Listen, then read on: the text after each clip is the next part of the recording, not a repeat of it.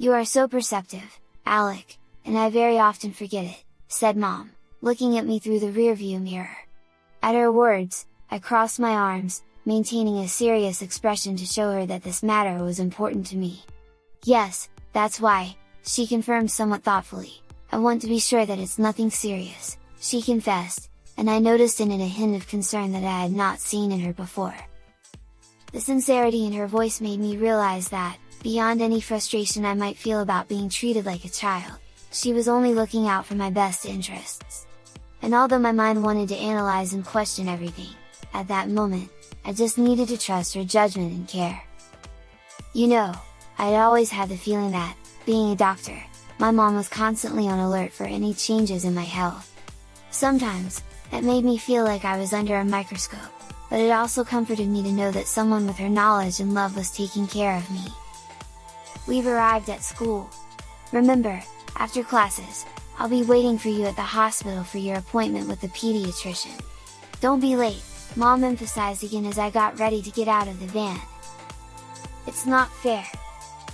You're taking advantage of the fact that I'm a little boy, I replied, feeling frustrated.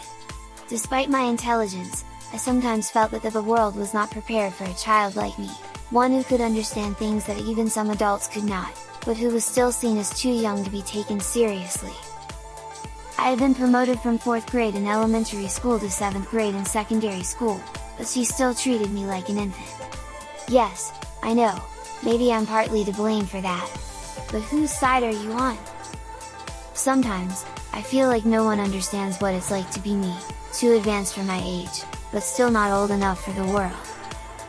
It's true, and you still have puberty and adolescence ahead of you. Imagine all those raging hormones. Mom began, but before she could continue, I quickly interrupted her. Stop, don't go on. We're not going to have that talk again, I said firmly. Although I understood the importance of the topic, and my mind could process the information with the logic of an adult, there were parts of me that still wanted to cling to the innocence of childhood a little longer. The other kids will be lucky, they'll learn about it in some movie, not from their mom at 8 years old when they're in the bathtub with their rubber ducky.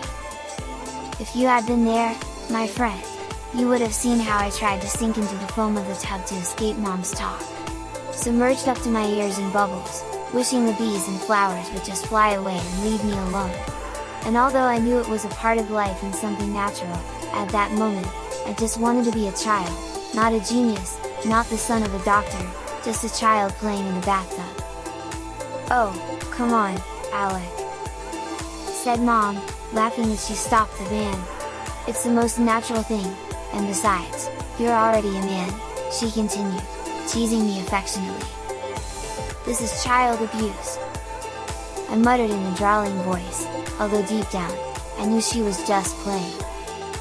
I know what you're thinking, and yes, even though my dinosaur underwear may seem childish, I also possess a great intellect. It's not fair that they only see me as a child when it suits them.